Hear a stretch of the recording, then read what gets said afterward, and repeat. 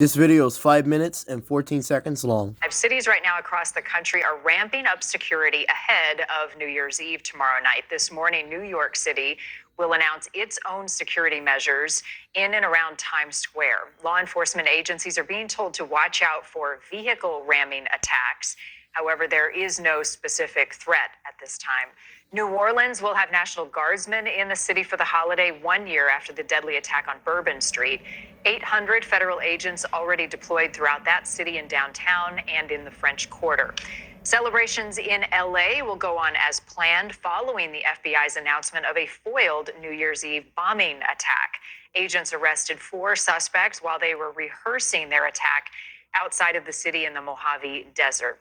Joining us now, retired NYPD detective and adjunct professor at John Jay College, David Sarney. Sir, thank you as always for your time. Let's begin in New York and the threat, and there's nothing specific, but the idea that anyone with a car would try to ram into a crowd. What type of preparations are going into place right now to stop anything like that?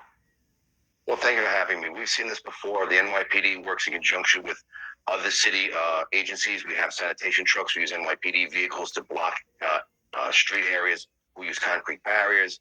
We'll have those areas will be covered because again, we create a perimeter outside so we don't let anything come inside. And what you're going to see is that you're going to see a plethora of vehicles around Times Square, large vehicles, so you cannot get access to that area with a vehicle. You're also going to have police and metal barriers. You're going to have a measurable amount of police officials, police leadership, and police officers, both plainclothes and uniformed officers, all around that area tonight. On New Year's Eve.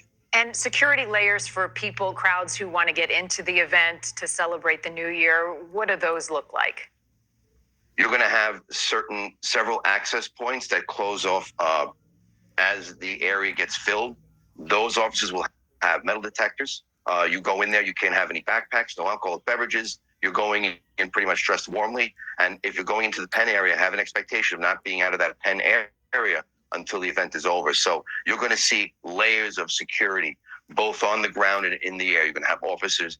You're going to have officers also situated in buildings. You have officers. You also have drones going to be placed around there. So you're going to have a multi-layer area of security. But the access points will be monitored. Metal detectors will be there. Police officers will be there to check bags to make sure nothing gets into that location that's not supposed to get there. Everything, the hope and the goal is that it goes off without a hitch. But if there is a problem, law enforcement prepares for crowd control, how to safely evacuate people. What should the public know in those situations? Well, there are always emergency lanes that are set up within the in the perimeters, so emergency vehicles can get their EMS, FD, PD vehicles, so they can move around quickly.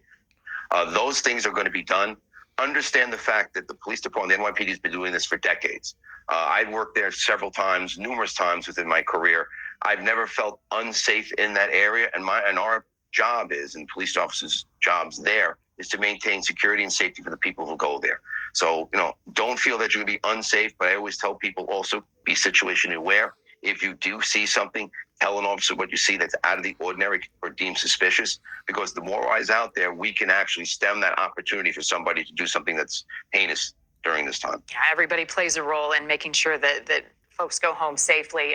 The focus will be on Times Square because there's going to be so many people there, but elsewhere around the city, what other security measures take place on a night like tomorrow? You have numerous police officers working double shifts and overtime around the areas just to maintain, because there's such a concentration of officers in Times Square. You're going to have officers working double shifts, double tours, overtime around the areas where they're going to be. So you're going to have the same coverage you would have. A lot of people who work at Times Square are working again, sometimes in the days off, sometimes in overtime. So you're going to have the full force of the NYPD, both plainclothes and uniform, and again, things you do not see, such as social media, intel, counterterrorism. They're working out there too. So understand the fact that the police, this is the crossroads of the world. People see this all the time. We are going to be monitored, worldwide, and the NYPD is determined to make sure nothing happens during this time. And we thank all of those officers working throughout this week to keep people safe, and that goes for New York, LA, Chicago, New Orleans, or wherever else you are working overtime. David Sarney, thank you for what you do. Appreciate your time as always. Thank you for watching. Subscribe below and download our News Nation app right now on your phone, and you will get fact-based, unbiased news for all Americans.